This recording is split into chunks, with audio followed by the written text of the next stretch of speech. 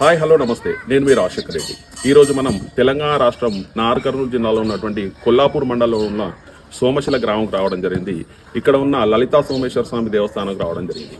ఈ దేవస్థానం యొక్క స్థల పురాణం కనుక తెలుసుకున్నటువంటి పూర్వం పాండవులు అరణ్యవాసం చేసే సమయంలో ఇక్కడ కొన్ని సంవత్సరాలు నివసించాలని చెప్పేసి చారిత్రక ఆధారాల ద్వారా మనకు తెలియజేయడం జరుగుతుంది. అలానే జూదంలో ఓడిపోయినటువంటి పాండవులు అరణ్యవాసం చేసే సమయంలో శ్రీకృష్ణుడిని గెలవగా శ్రీకృష్ణుడు ఇక్కడ ఉన్నటువంటి 2 కొండల నడుమ ఉన్నటువంటి సప్తనదుల సంగమంలో ఒక లింగాన్ని ప్రతిష్ఠించమని చెప్పడం జరుగుతుంది. అప్పుడు దానికి అంగీకరించినటువంటి ధర్మరాజు భీముడికి ఆ కార్యక్రమం అప్పగించడం జరుగుతుంది.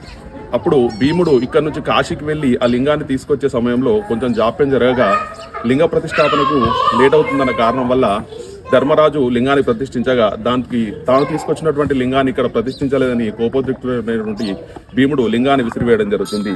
ఆ లింగం 12 శకలాలుగా ఎక్కడ పడితే అక్కడ పడిపోవడం జరుగుతుంది. ఆ 12 శకలాలనే ఇక్కడ ఉన్న 12 జ్యోతిర్లింగాలుగా ఇక్కడ రోజు నిత్య పూజలు అందుకోవడం జరుగుతుంది.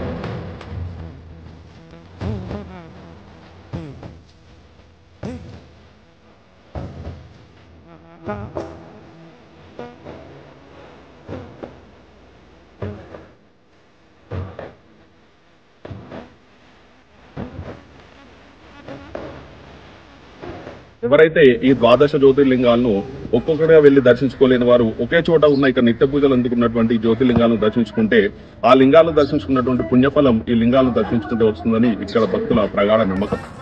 కావున హైదరాబాద్కు అతి చేరువలో ఉన్నటువంటి నాగర్ కర్నూలుకు 60 కిలోమీటర్ల దూరం ఉన్నటువంటి ఈ సోమశిల గ్రామానికి విచ్చేసి ఇక్కడ ఉన్న జ్యోతిర్లింగాన్ని దర్శించుకుని భక్తులు తమకున్న కోరికలను వెలువించుకోవాల్సిందిగా మనస్ఫూర్తిగా కోరుకుంటున్నాను. మీకు కనుక ఈ వీడియో నచ్చినట్లయితే షేర్ చేయండి, లైక్ చేయండి, సబ్స్క్రైబ్ చేయండి. Thank you all.